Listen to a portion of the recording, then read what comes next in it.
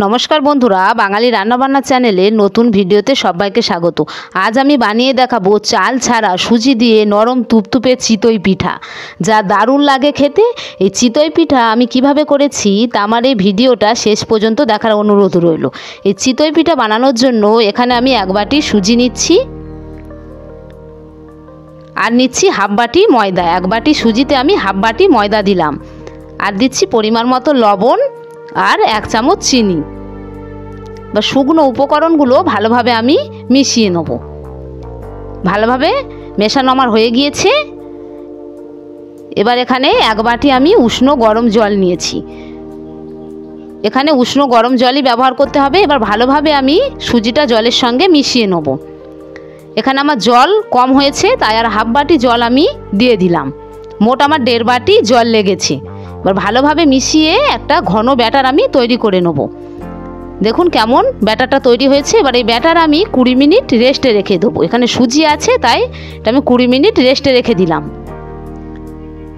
ফিরে আসছি 20 মিনিট পরে। যদি আমার এই রেসিপিটা ভালো লেগে থাকে তাহলে একটা লাইক সাবস্ক্রাইব করবেন।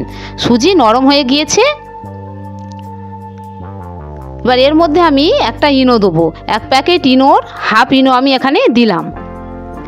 এবার ইনোর মধ্যে অল্প জল দিয়ে দিচ্ছি। ভালোভাবে ইনো আমি সুজির ব্যাটারের সঙ্গে ফাটিয়ে নেব।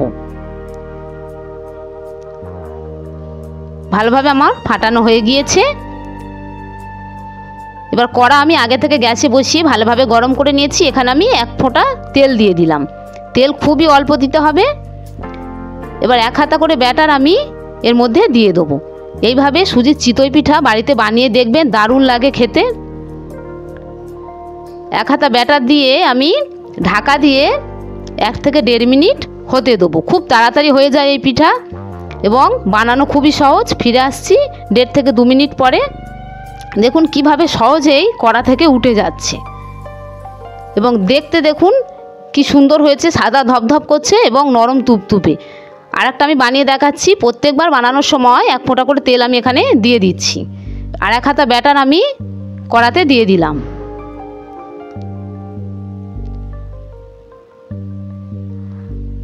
আবার ঢাকা দিয়ে আমি 1.5 থেকে 2 মিনিট হতে দেবো।